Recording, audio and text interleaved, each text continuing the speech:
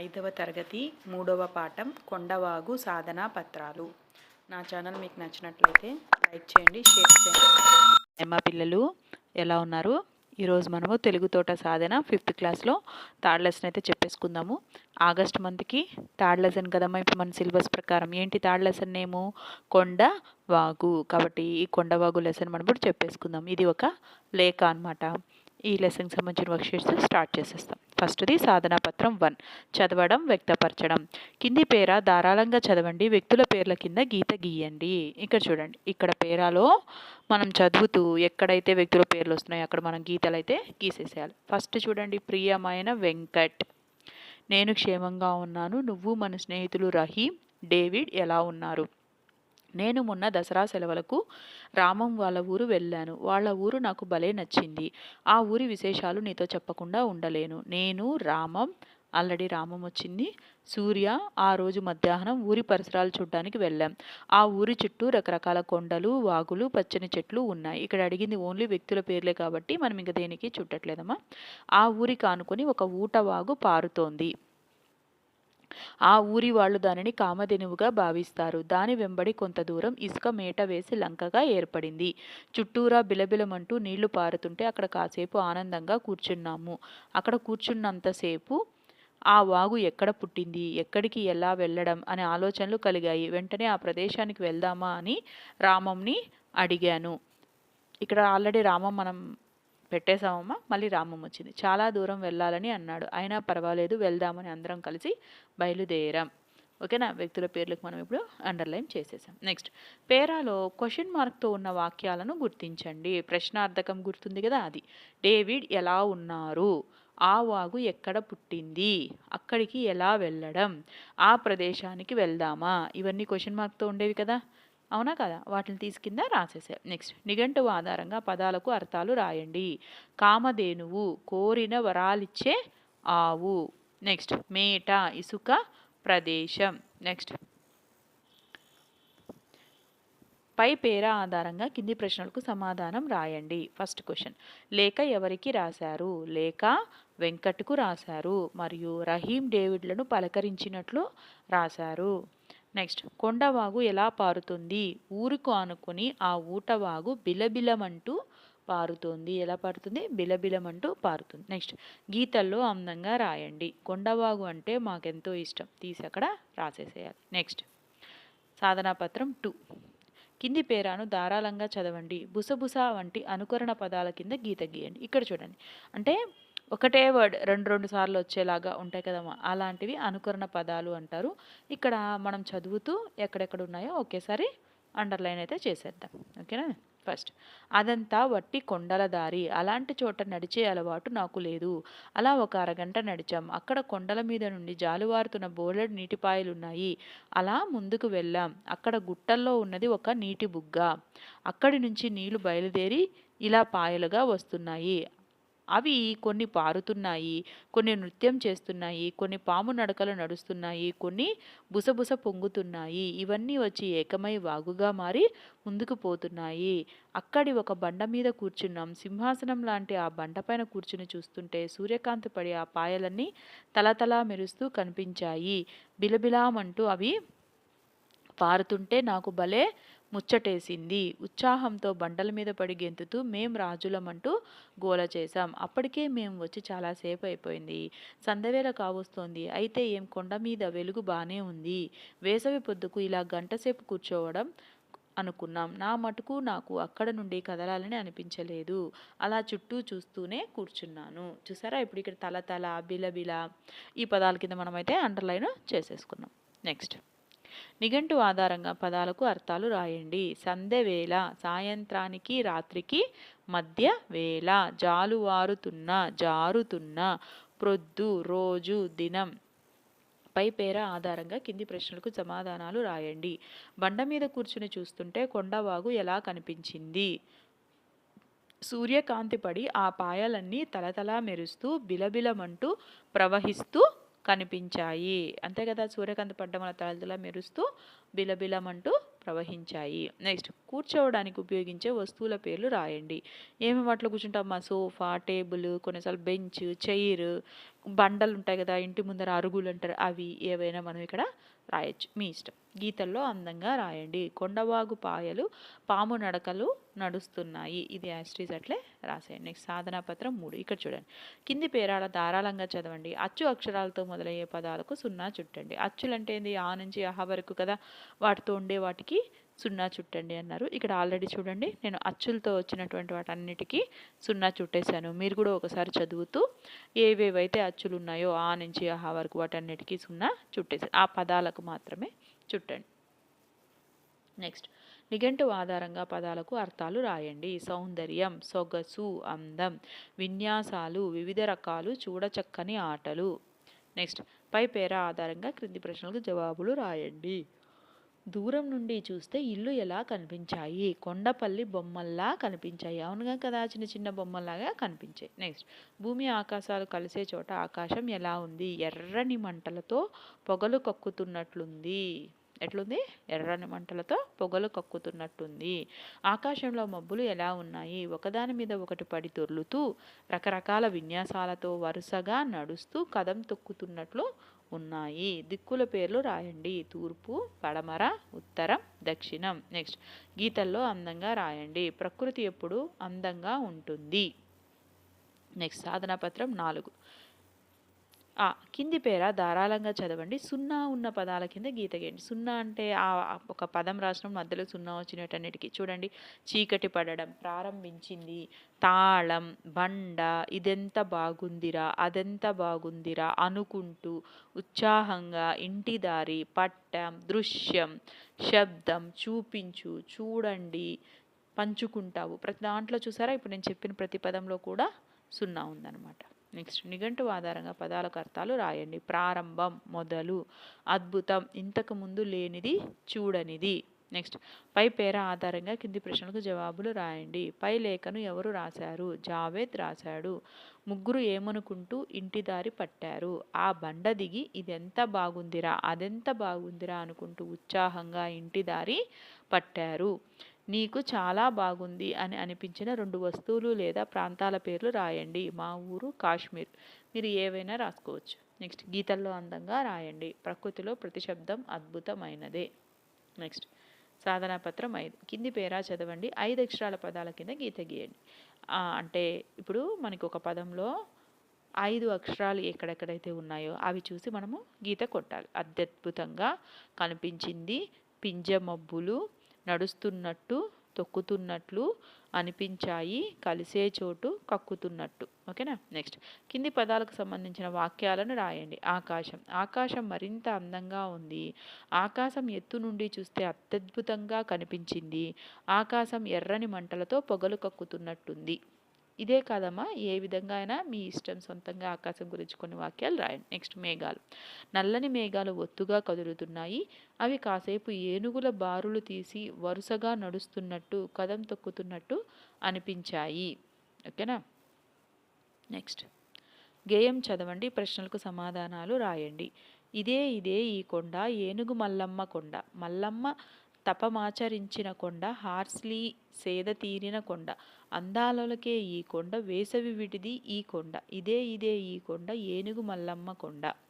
ఈ గేయం ఏ కొండ గురించి చెప్తుందమ్మా? ఏనుగు మల్లమ్మ కొండ గురించి చెప్తుంది. మీరు చూసిన కొండల పేర్లు: కొండపల్లి, తాడుకొండ, కొండవీడు. ఇట్లా ఇక్కడ మీరు చూసినటువంటి కొండలంటే ఏవైనా ఒక కొండ ఉండి అక్కడ ఊరు ఉండేవి ఏవైనా ఇక్కడ మీరు రాయండి. మీకు తెలిసిన కొండ గురించి 2 వాక్యాలు రాయండి. కొండపల్లి కొండ నాకు బాగా తెలుసు. విజయవాడ నుండి 20 కిలోమీటర్ల దూరంలో ఉంది. ఈ కొండ మీద ప్రాచీన కోట కూడా ఉంది. మీకు తెలిసినటువంటి ఒక కొండ గురించి మీరు రాయండి. నెక్స్ట్, సాధనా పత్రం 6. కింది కథను చదవండి. ప్రశ్నలకు జవాబులు రాయండి. విజయ్, కార్తీక్ మంచి స్నేహితులు. రోజు బడికి వేళకు వెళ్ళేవారు. వీళ్ళు వస్తే బడిలో పిల్లలందరూ వీరి చుట్టూ చేరేవారు. వీళ్ళు ఏమి తినుబండారాలు తెచ్చుకున్నా స్నేహితులందరినీ పిలిచి పంచుకుని తినేవాళ్ళు. ఒకరోజు పిల్లలంతా విజయ్, కార్తీక్ దగ్గరకు పోయి అందరితో కలిసి పంచుకు తినే మంచి అలవాటు మీకు ఎలా వచ్చింది అని అడిగారు. మధ్యాహ్నం అందరం కలిసి భోజనం చేసేటప్పుడు చెప్తామని కార్తీక్ చెప్పాడు. మధ్యాహ్నం భోజనం చేసే సమయంలో పిల్లలంతా కలిసి ఒక చోట కూర్చున్నారు. విజయ్, కార్తీకులు అక్కడ చేరి 2 కాకులను చూపించారు. ఆ కాకులు కావు కావుమంటూ అన్ని కాకులను పిలిచాయి. పిల్లలు వదిలినటువంటి అన్నం మెతుకును కలిసి తినసాగి అందరితో కలిసి పంచుకుని తినడం మేము కాకుల నుంచే నేర్చుకున్నామని చెప్పారు. నేర్చుకోవాలే కానీ ప్రకృతి మనకి చాలా నేర్పుతుంది. అర్థమైందా? విజయ్ కార్తీకులకు ఉన్న మంచి అలవాటు ఏమిటి? ఏంటది? ఎంత ఎవరి దగ్గర ఉన్న తినుబండారాలను అందరితో కలిసి వాళ్ళు తింటారు. వారి దగ్గర ఉన్నటువంటి తినుబండాలు. నెక్స్ట్, పిల్లలంతా విజయ్ కార్తీకులను అడిగిన ప్రశ్న ఏంటి? అందరితో కలిసి పంచుకుని తినే అలవాటు మీకు ఎలా వచ్చింది? నెక్స్ట్, ఆహారం దొరికినప్పుడు కాకులు ఏం చేస్తాయి? కావు కావు అంటూ అన్ని కాకులను పిలిచి దొరికిన ఆహారాన్ని కలిసి తింటాయి. నేర్చుకోవాలే కానీ డాష్ మనకు చాలా నేర్పుతుంది. ఏం నేర్పుతుందమ్మా? ప్రకృతి మనకు చాలా నేర్పుతుంది. ఈ కథకు పేరు పెట్టండి. మంచి అలవాట్లు. నెక్స్ట్, కింది పదాల పేరాలో సరైన చోట రాయండి. ఇక్కడ చూడండి, ఏంది పక్షులు, వలలు, సూర్యుడు, చేపల వేటకు ఈ పదాలు ఇక్కడ ఎక్కడ రావాలో చూసి మనం పెట్టాలి. సముద్రపు అలలు తీరాన్ని తాకుతున్నాయి. చల్లని గాలి అలలు వెంబడి పరిగెడుతూ సముద్రాలను దాటుకుని ముందుకు పోతుంది. పండిన నారింజ రంగులో ఉన్న సూర్యుడు, ఇక్కడ సూర్యుడు రావాలి. సముద్రం మధ్య నుండి బయటకు వస్తున్నాడు, కనిపిస్తున్నాడు. రోజులాగే ఆహారం కోసం వెతుకులాడే పక్షులు సముద్రం పై నుండి ఎగురుతూ పోతున్నాయి. పడవల లంగర్లు తీసి చేపల వేటకు పోయే జాలర్లు వలలు భుజాన వేసుకుని పడవలపై బయలుదేరారు. ఓకేనా? నెక్స్ట్, సాధనా పత్రం 7 పదజాలం. కింది గళ్ళల్లో అడవికి సంబంధించినటువంటి పదాలు రాయండి. చూడండి, అడవిలో ఏమేమి ఉంటాయి? కుందేళ్ళు, తేనె, విస్తరాకులు, పక్షులు, జంతువులు. ఇక్కడ మనం సర్కిల్ చేసాం కదా, అవి తీసి ఇక్కడ కింద రాసేసేయండి.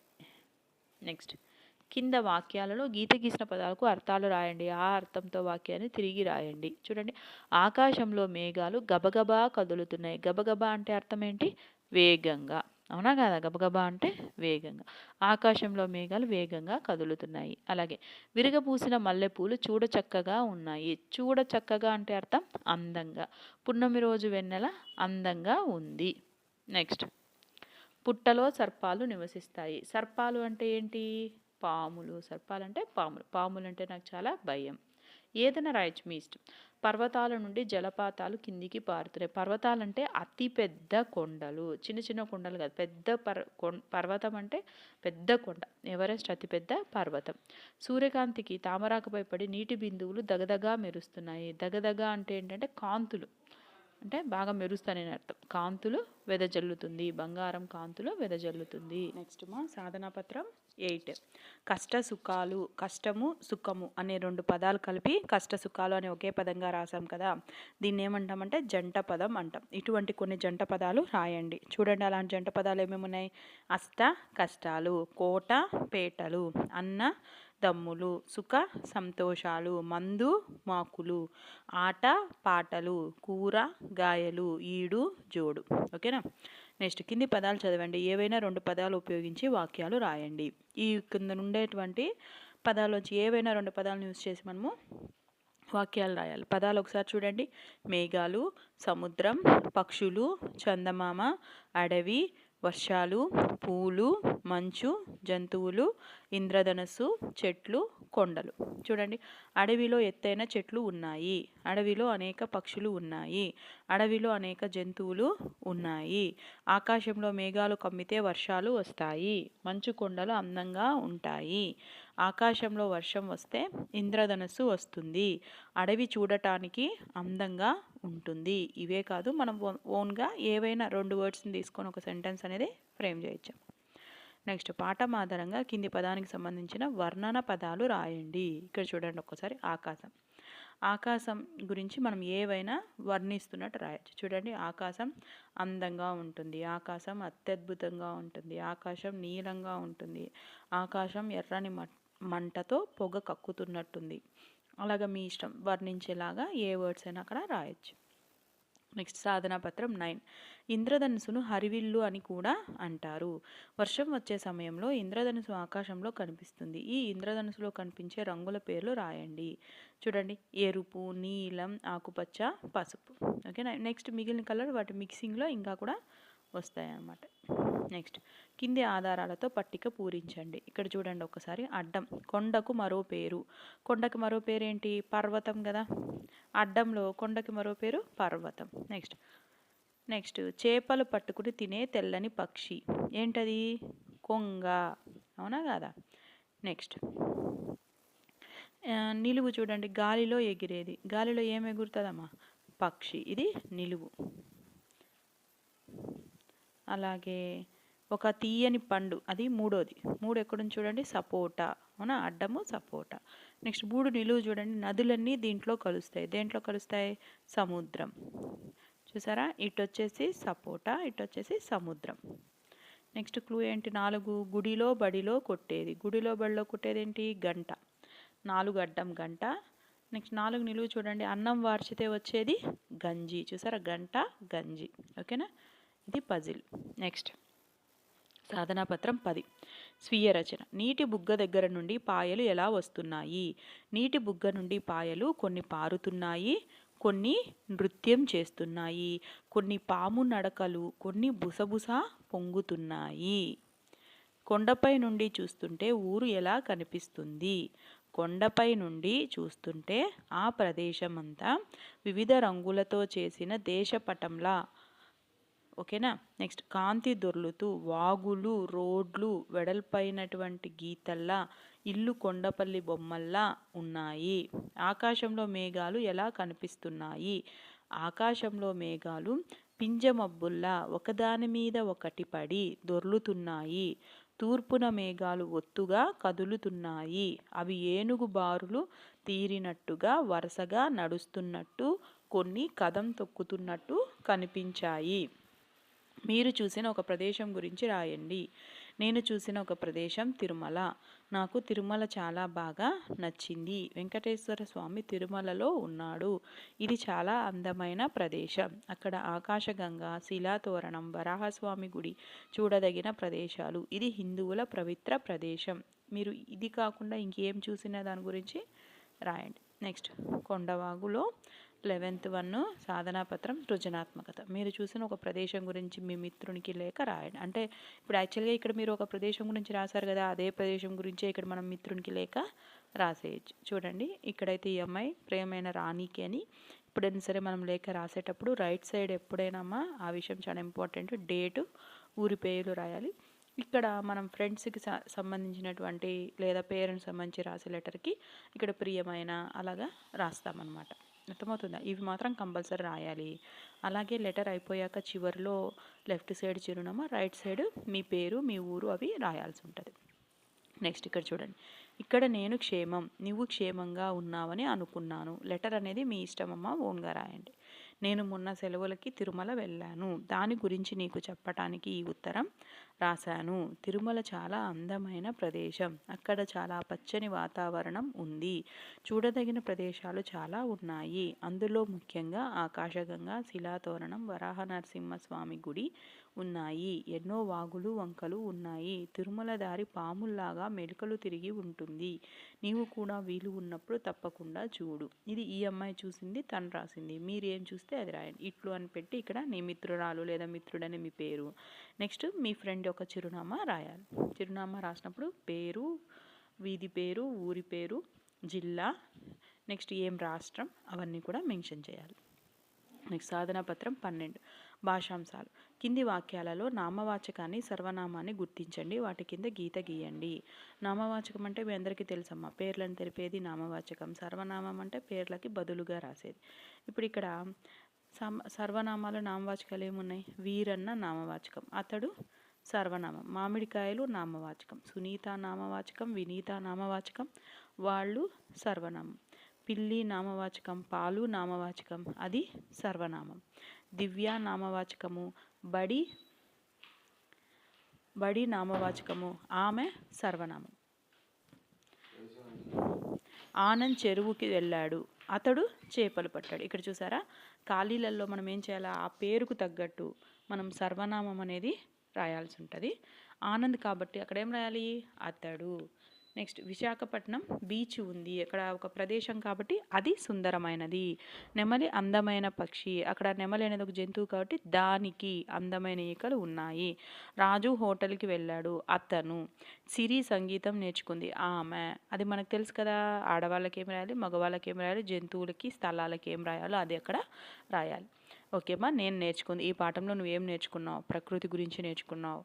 నెక్స్ట్ నేను బాగా చేసిన అభ్యాసం, మీరు ఏది బాగా చేస్తే అది. నెక్స్ట్ మీరు వ్యాకరణాంశం ఏం నేర్చుకున్నారు? నామవాచకం, సర్వనామం. ఈ మాసం పద్యం పాడగలిగితే అవునని, కథ చెప్పగలిగితే అవునని రాసేయండి. ఓకేమ్మా. ఈ లెసన్ అయితే కంప్లీట్ అయిపోయింది. మళ్ళీ నెక్స్ట్ లెసన్ వర్క్షీట్స్తో కలుస్తాము. మీకు నేను చెప్పింది నచ్చినట్లయితే నా ఛానల్ లైక్ చేసి, సబ్స్క్రైబ్ చేసి, షేర్ చేయండి. నేను ఇలాంటివి ఇంకొన్ని పెట్టడానికి ఎంకరేజింగ్గా ఉంటుంది. థ్యాంక్ యూ అమ్మ. బాయ్.